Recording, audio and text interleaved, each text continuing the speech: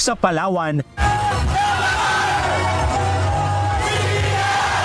Nagbubunyi ngayon ang mga Pilipino matapos tanghalin ang Team Philippines bilang overall champion sa ginanap na 2024 ICF Dragon Boat World Championship sa Puerto Princesa, Palawan simula noong October 31 hanggang kahapon November 3. Nasungkit ng mga Pinoy bilang host country ang 11 gold medal, 20 silver at 8 bronze sa larangan ng Dragon Boat.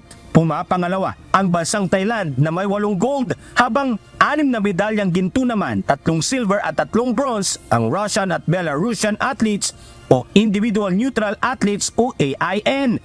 Nasa pang-4 na pwesto ang Ukraine at pang-5 ay ang bansang Canada. Nakamit ng Team Philippines ang titulo bilang Masters over 40 20-seater mixed 500 meters at Masters over 40 20-seater women's 2,000 meters. Sa Cebu, bumaha ng sangkaterbang isdang tamban sa Panagsama Beach ng Barangay Basdiot, Mualbual, Cebu kahapon November 3. Sa videong kuha ni Christian Sabandal makikita ang hindi magkanda humayaw na mga residente sa pagsilo sa mga nagsisipagtalo ng mga tamban. Kanina, muling nagtipon-tipon sa dalampasigan ang mga ito sa pagbabakasakaling muling babaha ng isda sa kanilang lugar.